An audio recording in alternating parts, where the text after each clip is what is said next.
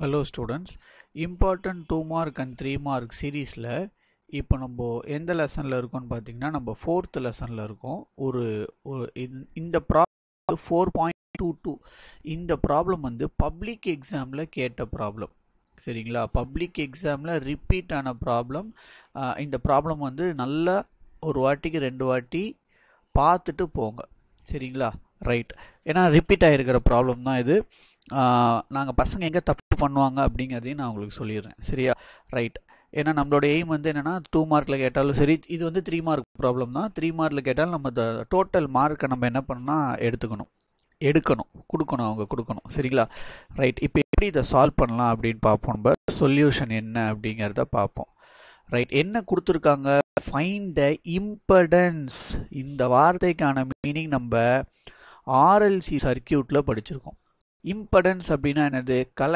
Collective resistance அப்படின்னு சொல்லுவோம். ஏன்னா இப்போ ரெசிஸ்டார் சர்க்கியூட்லேயும் ரெசிஸ்டன்ஸ் இருக்கும், இண்டக்டார் கெப்பாசிட்டார் இதுலேயுமே வந்து நம்ம ரியாக்டிவ் ரெசிஸ்டன்ஸ் அப்படிங்கிற மாதிரி சொல்லியிருப்போம். இண்டக்டிவ் ரியாக்டன்ஸ், கெப்பாசிட்டிவ் ரியாக்டன்ஸ் அப்படி, which is nothing but the resistance of the particular circuit. Correct. அப்போ இந்த 3 சர்க்கியூட்டுமே சேர்ந்து கனெக்ட் பண்ணோம்னா நம்ம ஒரு ஆல்டர்னேட்டிங் வோல்டேஜோட அதில் இருக்கக்கூடிய டோட்டல் ரெசிஸ்டன்ஸை தான் நம்ம என்ன சொல்லுவோம்? இம்படன்ஸ்னு சொல்லுவோம். ஃபைண்ட் த இம்படன்ஸ்னு கேட்டிருக்காங்க. அப்போ இந்த இம்படன்ஸோடைய ஃபார்முலா என்னன்னு நமக்கு தெரியும். எதில் படிச்சிருக்கோம்? நம்ம ஆர்எல்சி சர்க்கியூட்டோடைய டெரிவேஷனில் நம்ம என்ன பண்ணியிருக்கோம்? படிச்சிருக்கோம். என்ன formula? R square root Z is equal to R square plus என்னன்னு வரும்? XL minus XC the whole square. கரெக்டா? XL minus XC the whole square. இப்போ நம்மகிட்ட கிவன் என்னென்ன கொடுத்துருக்காங்க? கிவன் வந்து என்ன கொடுத்துருக்காங்க பாருங்க. ஒரு இண்டக்டிவ் ரியாக்டன்ஸ், ஒரு கெப்பாசிட்டிவ் ரியாக்டன்ஸ். அப்போ ஃபர்ஸ்ட் கொடுத்துருக்கிறது வந்து என்னதுன்னா கைஎல்லோடைய வேல்யூ எவ்வளோ கொடுத்துருக்காங்கன்னா 184 ohms. சரியா? 184 ohms வந்து என்னது? ஒரு inductive reactance value. Capacitive reactance உடைய வேல்யூ எவ்வளோ கொடுத்துருக்காங்க? 144. அப்போ கைசியோடைய வேல்யூ எவ்வளோ நம்மளுக்கு? 144. சரியா? 144 ohms. அடுத்து ரெசிஸ்டன்ஸ் கொடுத்துருக்காங்க. ரெசிஸ்டாரில் இருக்கக்கூடிய ரெசிஸ்டன்ஸோடைய வேல்யூ எவ்வளோ கொடுத்துருக்காங்க? 30 ohms. அப்போ ஆர் இஸ் ஈக்குவல் டு எவ்வளோது? 30 ohms.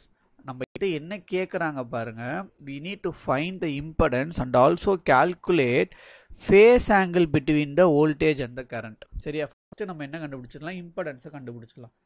இம்படன்ஸ் எப்படி கண்டுபிடிக்கலாம்? நம்ம we know we got the formula, அதை அப்படியே சப்ஸ்டியூட் பண்ண போகிறோம். கரெக்டாக? அப்போ ரூட் ஆஃப் ஆர் ஸ்கொயருங்கிறது என்னது? 30 ஸ்கொயர். ஆர் ஸ்கொயருங்கிறது 30 ஸ்கொயர் ப்ளஸ் கைஎல்லோடைய வேல்யூ எவ்வளோ? 184 மைனஸ் கைசியோடைய வேல்யூ எவ்வளோ? 144 த ஹோல் ஸ்கொயர். கரெக்டா? இசட் இஸ் ஈக்குவல் டு, இப்போ இது என்னவா மாறும் நம்மளுக்கு? ரூட் ஆஃப் 30 ஸ்கொயருங்கிறது அது 900. Yes, 30 square 900. இதை நம்ம சால்வ் பண்ணோம்னா நம்மளுக்கு ஆன்சர் என்ன கிடைக்கும்னா 184 மைனஸ் 144 பண்ணோம்னா 40 ஸ்கொயர்னு கிடைக்கும். அப்போ இதை இன்னும் ஃபர்தராக நம்ம சால்வ் பண்ணும்போது we get 900. கரெக்டா? ப்ளஸ் என்னன்னு கிடைக்கும் நம்மளுக்கு? 40 ஸ்கொயர் இஸ் நத்திங் பட் 1600. கரெக்டா? அப்போ இதை நம்ம இன்னும் ஆட் பண்ணோம்னா, இதை ஆட் பண்ணோம்னா நம்மளுக்கு என்ன கிடைக்கும் பாருங்க? z is equal to root of 2500ன்னு கிடைக்கும். கரெக்டா? என்னது? z is equal to root of 2500. இந்த 2500 நம்ம எப்படி எழுதலாம்? ரூட்லேருந்து வெளில எழுதுறோம்னா நம்மளால எப்படி எழுத முடியுது?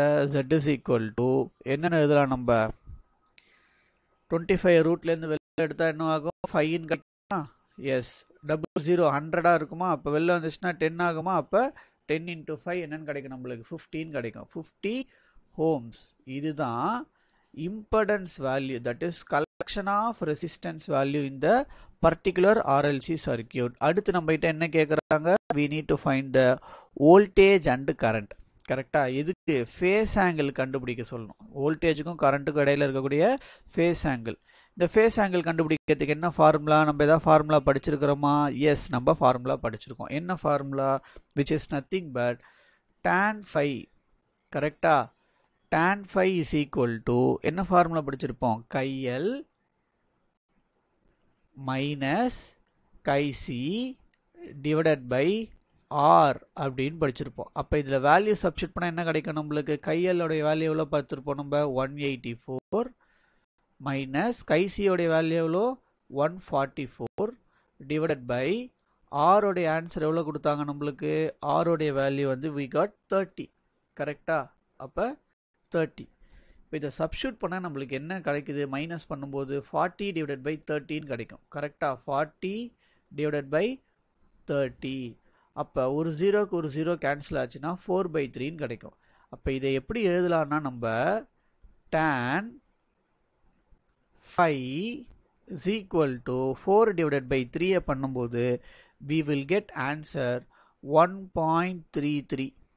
சரியா, இதோட ஆன்சர் முடியல, இங்கே தான் தப்பு பண்ணுவானுங்க. இதோட முடிச்சுட்டு ஆன்சர் போட்டு 10 வந்துருவாங்க வெளியில். பட் ஆனால் அப்படி பண்ணக்கூடாது. நம்மகிட்ட என்ன கேட்டிருக்காங்க, ஃபேஸ் ஆங்கிள் கேட்டிருக்காங்கல்ல. அப்போ ஃபேஸ் ஆங்கிள் மட்டும் வேணால் நம்ம என்ன பண்ணோம், 5 மட்டும் ஒரு சைடு வச்சிட்டோம்னா இது எனக்கு என்ன ஆகும், tan inverse of 1.33 வரும் கரெக்டாக. tan inverse of 1.33 log book எடுத்து நம்ம இப்போ செக் பண்ணணும். சரியா, நம்ம அந்த லாக் புக்கை எப்படி யூஸ் பண்ணணும் அப்படிங்கிறத நான் ஒரு தனி வீடியோவாக உங்களுக்கு எடுத்து அப்லோட் பண்ணுறேன். இப்போது இதனுடைய வேல்யூ நம்மளுக்கு என்ன கிடைக்கும்னா, 5 வேல்யூ என்ன கிடைக்கும்னா which is nothing but 53.1 அப்படின்னு கிடைக்கும். 53.1 டிகிரின்னு கிடைக்கும். இதுதான் ஃபேஸ் ஆங்கிள் கரெக்டா. இந்த ஃபேஸ் ஆங்கிள்லேருந்து நம்ம என்ன சொல்லலாம், இந்த ஃபேஸ் ஆங்கிளோடைய வேல்யூ எப்படி இருக்கு அதுதான் முக்கியம். இந்த ஃபேஸ் ஆங்கிளோடைய வேல்யூ எனக்கு பாசிட்டிவாக இருக்கு கரெக்டா. இந்த ஃபேஸ் ஆங்கிளோடைய வேல்யூ எப்படி இருக்கு, எனக்கு பாசிட்டிவாக இருக்கு. பாசிட்டிவாக இருக்குன்னா இது என்ன சர்க்கியூட்டு, இண்டக்டிவ் சர்க்கியூட் கரெக்டா. பாசிட்டிவாக இருக்குன்னா என்ன சர்க்கியூட், இது இண்டக்டிவ் சர்க்கியூட். இந்த வார்த்தையை நம்ம மென்ஷன் பண்ணியிருக்கணும். சரியா, since we got the phase angle value as positive then voltage leads the current கரெக்டா. வோல்டேஜ் எதில் லீடிங்கில் இருக்கும், இண்டக்டிவ் சர்க்கியூட்டில் தான் லீடிங்கில் இருக்கும்.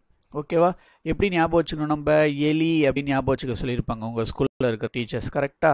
எப்படி ஞாபகம் வச்சுக்கணும், எலி அப்படின்னா என்ன அர்த்தம், இண்டக்டாரில் வோல்டேஜ் தான் லீடிங்கில் இருக்குது, கரண்ட்டு லேகிங்கில் இருக்குது. அப்படி இருக்கிறதுனால தான் நம்மளுக்கு என்ன கிடச்சிருக்கு, இந்த ஃபேஸ் ஆங்கிளோடைய வேல்யூ பாசிட்டிவாக கிடச்சிருக்கு. கிளியராக புரிஞ்சிருக்கும்னு நினைக்கிறேன். It is a board exam problem. Already board எக்ஸாமில் கேட்ட ப்ராப்ளம், நல்லா ப்ராக்டிஸ் பண்ணிக்கோங்க. சேம் ப்ராப்ளம் கூட நமக்கு ரிப்பீட் ஆகிறதுக்கு சான்சஸ் இருக்குது.